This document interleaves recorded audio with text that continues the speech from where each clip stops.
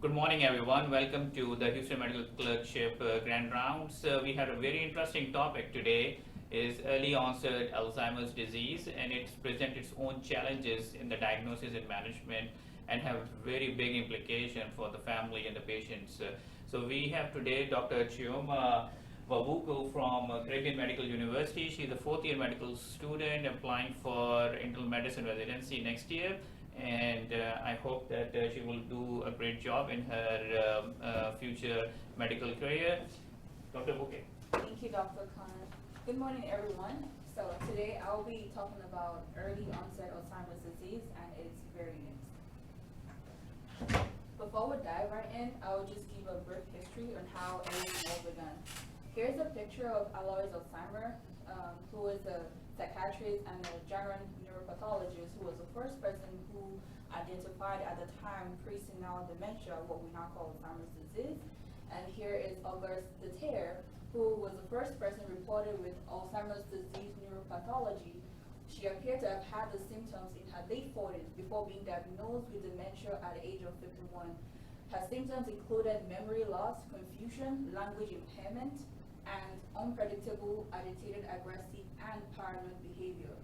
Also, at autopsy, Dr. Alois Alzheimer discovered that Ms. Deterre had what we now recognize as the neuropathological markers of Alzheimer's disease, and that includes the extracellular amyloid plaques and the tau positive neurofibrillary tangles. So with this observation, it led investigators to broaden their research in diagnosis of Alzheimer's disease, which to include all age groups. And so the main focus in the past has always been on late onset Alzheimer's disease, but with patients like Ms. Deterre, people with early onset Alzheimer's disease is important and impactful something for people with this disorder. So introduction to early onset Alzheimer's disease. Early onset Alzheimer's disease is defined as Alzheimer's disease with clinical onset younger than 65 years of age. It is the most common cause of early neurodegenerative dementia and comprises about 5 to 6% of all Alzheimer's disease cases, which is about 200 to 250,000 people. It is distinct from early onset Alzheimer's disease in a number of clinical, genetic, neurobiological, and management features. Early onset Alzheimer's disease accounts for at least 1/3 of patients with young onset dementia, with the rest having vascular cognitive impairment, frontotemporal dementia, drug-related conditions, Lewy body disease, or autoimmune or infectious causes. The vast majority of individuals with EOAD have a sporadic form of the Alzheimer's disease, and approximately 11% with early onset Alzheimer's disease have the familiar Alzheimer's disease associated with 3 of the known autosomal dominant mutations, which is the amyloid precursor protein, the presenilin 1 and presenilin 2. As we move further, I will talk more about the different genes involved. One of the major differences is that 1/3 of patients with EOD present with language, visuospatial, or other phenotypes, rather than the usual amnestic disorder seen in late onset Alzheimer's disease. So with the criteria of Alzheimer's disease, this is just like a simple criteria to help simplify things. So it can be classified in 2 categories for practical purposes, of course. The age of onset, it could be early or it could be late. The heritability, which is the familiar or the sporadic course. Overall, we group Alzheimer's disease into 4 categories: the early onset familiar or the late onset familiar, or it can be categorized into the early onset sporadic or late onset sporadic Alzheimer's disease. And some of the genes involved for the sporadic form, these are the different variants which we will see as we go forward. Like, for example, the posterior cortical atrophy, which is just like one type, which is actually same. The familiar type, these are the genes involved: the presenilin 1, presenilin 2, the amyloid precursor protein, and the ApoE4 genes. So here is just a brief explanation of the phenotypic variants of early onset Alzheimer's disease. The first being the logopenic variant, primary progressive aphasia. In this kind, there is a progressive decline in language with relatively spared memory and cognition. So these are the symptoms that are seen in this category of individuals. The second kind, which is also very common, is the posterior cortical atrophy. So in this patient, they have visual perceptual impairment. So they have difficulty with simple tasks like driving, with reading, and navigating around their surroundings. The third type is the frontal or behavioral executive variants, where they have a prominent dysexecutive features accompanied by evidence of memory impairment. And we also have like some minor variants, which is like the acalculate variant with parietal lobe involvement. So they have difficulty with simple tasks or performing like simple calculations. The last being the cortical basal syndrome. This is basically seen in a subgroup of patients, and what happens here is just like they have progressive limb apraxia and asymmetric motor changes. So these are just like, again, like the different variants that are seen in early onset Alzheimer's disease. So with this image right here, it just gives us a comparison of the different phenotypic variants of Alzheimer's disease compared to the amnestic late onset Alzheimer's disease, like we all know. So under this category, we have like, the cognition, the behavior, neurological, illustrative cases, amyloid imaging, and what we can see in the PET scan. So the amnestic variant, which is like normally very common late onset Alzheimer's disease in most people, you have memory loss, visuospatial difficulties, anomia, and with the behavior, which is mostly intact, and usually seen about like this case, a 4-year-old female, insidious memory loss, apraxia, word finding difficulties. So this is very common like with the typical late onset Alzheimer's disease patients. And this is the amyloid imaging illustrating the area of the brain which is usually highlighted or affected in late onset Alzheimer's disease, indicating like the temporal lobe area as well as the hippocampus area being highly involved. Then one of the variants is the language type, which is the one I talked about, the progressive aphasia part. They have difficulty with word finding, horses, impaired repetition of sentences and phrases. So their behavior is mostly intact, and 68-year-old male, prominent word finding difficulty, insidious memory loss, and again, this shows the amyloid imaging of the area of the brain highlighted that's usually affected in these patients, as well as the PET scan that can be seen in these patients. These phenotypic variants, they have a great temporal lobe involvement. And the other kind is the visuospatial type, where they have apraxia, also Gerstmann syndrome, alexia. All of them, if you can notice that their behavior is actually intact in these patients. And for neurological findings, you find the visual field defect, optic ataxia, and ocular apraxia. Again, early onset Alzheimer's disease, like I mentioned, these are usually seen in like younger patients, usually like less than 65 years of age mostly. So if you look at the case here, if it's a 7-year-old female with visuospatial defects, marked apraxia, preserved memory, and again, the area of the brain involved, and the last being the behavioral dysexecutive type of the variants. And you can have apathy, disinhibition, emotional blunting, and the neurological is mostly intact in these patients. And of course, again, this will be seen in 51-year-old female with marked executive deficits, disinhibition, and behavioral changes. So this basically just gives us like a summary of the different phenotypic variants in comparison to late onset Alzheimer's disease, which is classically seen with like amnesia type. So here is just different images, highlighting what we just talked about in the previous picture.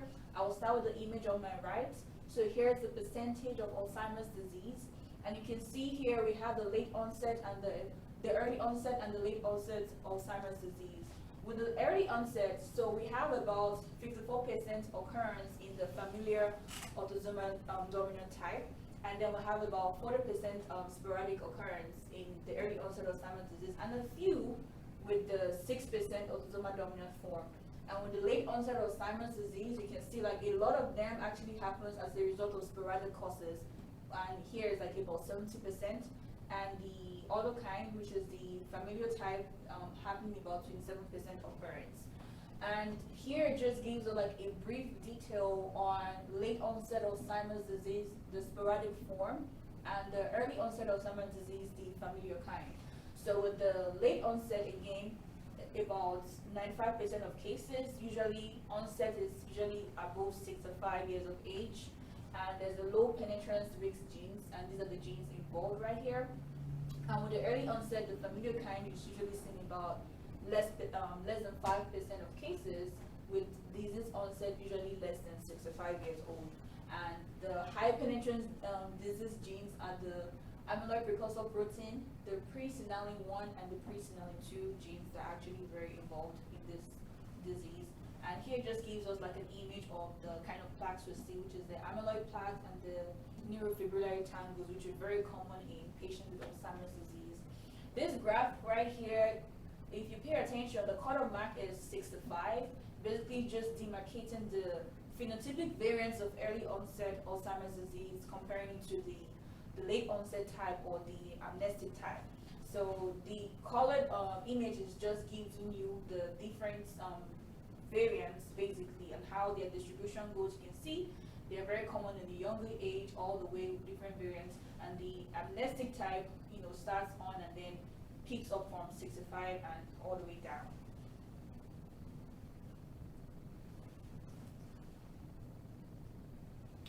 So here is with the Alzheimer's disease, I'd mentioned that we have two kinds, the sporadic form and the familial form. So this image basically just gives us like a brief, differentiation between both, or what we can find in both.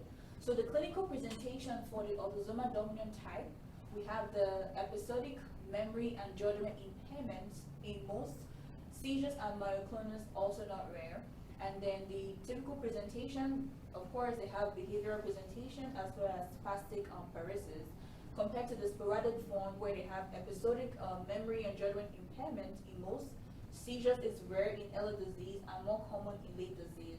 The age of onset for the autosomal dominant form is usually less than 60 years for most, and for the sporadic form is usually greater than 60 years for most. Duration of illness, average age is 6 to 9 years, and for the sporadic form is 7 to 11 years. So for MRI brain atrophy, for the autosomal dominant type, we have the hippocampal atrophy as well as the temporal parietal lobe loss. For the sporadic form, we have the hippocampal atrophy as well as the loss. So basically, they're very similar in some aspects as well, and just a minor differences are seen in these patients. So for the pathology, of course, we have the plaques and tangles in all of these patients. And for the other one, we also have the plaques and tangles also present. And you can do, when you do like CSF analysis or to check like the tau protein or the amyloid protein, you can see like for the autosomal dominant type, it is decreased for both. And then for the tau protein as well, on the CSF analysis, it is increased in them. And this just gives us like a picture of the different genes and how much it impacts the early onset Alzheimer's disease patients. For example, the pre-signaling 1 gene, it has increased risk on early onset Alzheimer's disease. And then the ApoE4 type, increased risk highest in the presence of the positive family history and earlier. So basically, people with a strong family history have the ApoE4 increased risk in these individuals. So the key or clinical findings like that specific to early onset Alzheimer's disease are, of course, a large percentage have the phenotypic variants, which I mentioned earlier, the posterior cortical atrophy variant, the primary progressive aphasia, the acalcular, and the cortical basal syndrome. About 1 in 10 patients has an autosomal dominant familial Alzheimer's disease with the pre-signaling 1 gene, pre-signaling 2, and amyloid precursor protein. So these are very common in these patients. A higher ApoE4 frequency in amnestic early onset Alzheimer's disease, but less in the variant type. More aggressive cause with high rate of mortality. So patients with early onset Alzheimer's disease, they are, because of the early age, is a more aggressive course of the disease, and there's a delay in diagnosis of about 1 to 6 years, because a lot of times they can confuse it with so many other diseases because of its early onset. A higher prevalence of traumatic injury is common in these individuals, and lower vascular risk factors as well. Overall, less semantic memory impairment and greater attention, executive, praxis, and visuospatial difficulties compared to late onset Alzheimer's disease, of course. And with early onset Alzheimer's disease, they have hippocampal sparing and less temporal lobe disease compared to the hippocampal and temporal lobe atrophy in late onset Alzheimer's disease. So basically, one of the classic keys is that people with early onset Alzheimer's disease, they have sparing of the hippocampus compared to late onset Alzheimer's that there's classic involvement of the hippocampal area of the brain. There's a higher burden of tau, neurofibrillary tangles, per gray matter atrophy, and stage of dementia, especially in focal phenotypic areas, which is reflected in tau imaging. There's also a greater posterior cortical atrophy and hypometabolism compared to the temporal atrophy and hypometabolism, which is seen in late onset Alzheimer's disease. So again, these are just like the key features as well as some of the differences between early onset Alzheimer's disease and late onset Alzheimer's disease. Amyloid PET scan is positive in most patients with early onset Alzheimer's disease who would not be expected to have age-associated brain amyloid deposition and can be useful in diagnosis of this disorder. So basically with PET scan, it comes in very handy in diagnosing these patients with the amyloid disease. Sorry, with Alzheimer's disease. So with the diagnosis of Alzheimer's disease, early onset, it's several things can be done. It's mainly a diagnosis, based on clinical findings. However, some markers or some biomarker tests can be done. For example, a blood test. Well, basically with this kind, recent progress on ultra-sensitive tests for amyloid and tau in blood plasma could vastly expand testing for Alzheimer's disease by making it easier. So basically, you're just saying that some of these tests, including the amyloid and tau protein in the blood, helps to make it easier in finding a better diagnosis of the disease. But with cerebrospinal fluid tests, you're going to see abnormal amyloid levels in the cerebrospinal fluid. This is one of the earliest signs which is seen in patients with Alzheimer's disease. And then with the PET brain scans, basically the PET scan just uses radioactive tracers to reveal amyloid accumulation in the brain, and they are now widely used in Alzheimer's research, but not in clinical practice, however. Then with MRI of the brain scans, this is in later stages of the disease. There's evidence of neurodegeneration, which can be seen in MRI scans, which show brain anatomy in more detail. So basically with MRI, it gives you a clear detail of the areas of the brain that are highly involved in this disease. And with genetic tests, which also comes in handy, is the strongest genetic risk factor for late onset Alzheimer's disease, with the gene variant called ApoE4. So ApoE4 has a high risk of diagnosing patients with Alzheimer's disease. And researchers are working on tests that factor in smaller contributions made by many additional genes.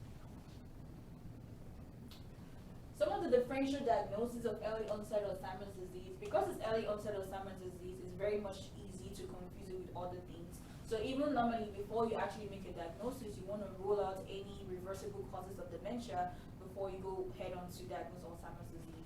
So some of the differential, you can have the vascular disease, the drugs, depression, delirium, ethanol, medical or metabolic systems, also endocrine as well, neurological, some tumors, toxins and trauma, infection, idiopathic, also immunologic, amnesia, autoimmune, apnea, as well as PTSD. So these are just some of the differentials you also want to rule out before you make your diagnosis of Alzheimer's disease, because all of these or some of them can actually cause dementia.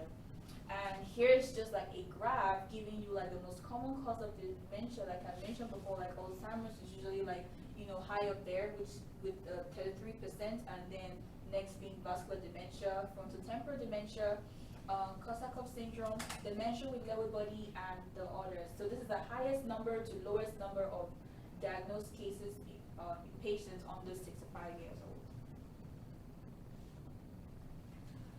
Psychosocial and emotional considerations of early onset Alzheimer's disease. Again, because it's early onset Alzheimer's disease, getting it could be very challenging for families and their loved ones. So people with early onset Alzheimer's disease are often in the time of their life when they are most productive and in the midst of their careers and families. So here, early onset Alzheimer's disease is often associated with a sense of unexpected loss of independence in midlife, anticipatory grief about the future, difficulties with continued work, financial and family responsibilities. And also individuals with early onset Alzheimer's disease and their families need specific education on this form of Alzheimer's disease and what it means for someone who is middle-aged or relatively young. So it could be really challenging for this patient. So, a proper education as well as support will really help them cope with this disease.